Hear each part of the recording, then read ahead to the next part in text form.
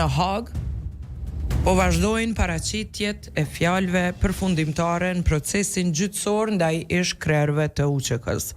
Javën e kaluar kemi dëgjuar deklaratat e avokatëve mbrojtës të Hashim Thaçit, Kadri Veselit dhe Recep Selimit, ndërka sot vazhdon deklarimi nga mbrojtja Jakub Krasniqit. Çka pritet të diskutohet sot në sallën e gjyqit në Hag dhe kur do të përfundojnë fjalët përmbyllëse, lidhemi me gazetaren ton atje, Gentiana Kadria. Genta e dashur, gëzohem që kem rri mirë atje, uroj sot gjithçka mirë po shkon? Faleminderit Edita.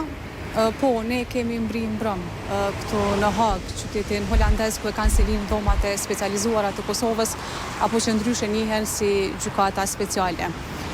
Perdet që ndajnë galerin për median dhe publikun me sallën e gjyqit u hapen sot 20 minuta më vones, të më thonë jo në orën 9, po në orën 9:40 për shkak të disa problemeve teknike që kishte gjykata.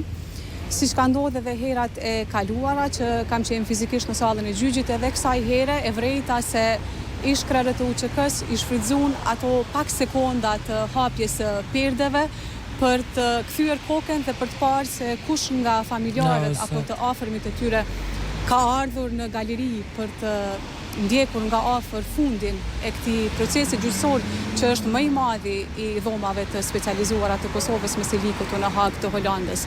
Ajo çka unë pash në minutat e parë sa isha në rreshtin e parë në galerinë për median dhe publikun, ishte Hashim Thaçi, Kadri Veseli, Jakub Krasniqi dhe Recep Selimi, ata që i përshëndeten me buzëqeshje, por edhe me dorë, me përshëndetje me dorë të gjithë të afërmit të tyre që i panë sipër në katin e dytë pra të gjykatës speciale.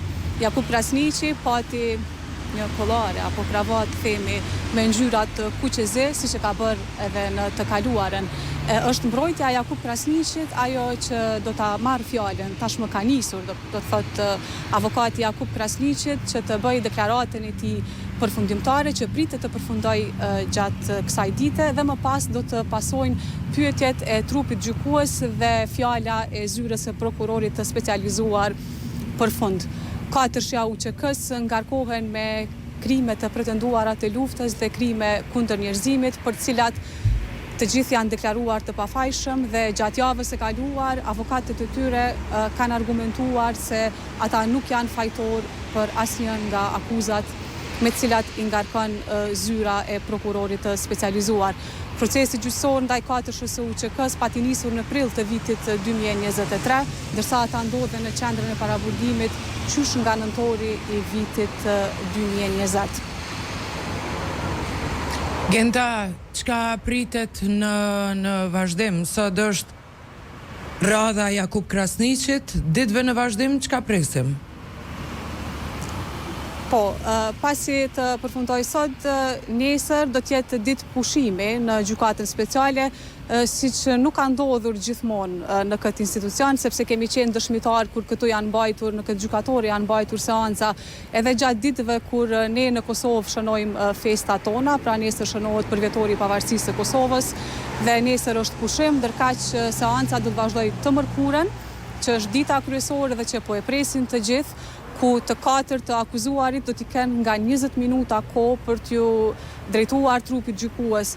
Thaçi, Veseli, Krasniqi dhe Selimi do të kenë mundësi të tregojnë se si ka ndikuar krejt ky proces gjyqësor dhe qëndrimi i tyre në qendrën e paraburgimit këtu në Scheveningen të Hagës, si ka ndikuar krejt kjo në jetën e tyre. Pra do t'jetë fjala përfundimtare e tyre dhe më pas trupi gjykues do t'i ketë 3 muaj kohë për të marrë vendimin final dhe nëse ka nevojë do të kërkoj edhe kohë shtesë, gjë që pritet të ndodhë pasi që para vetes ka një dosje të jetë voluminoze.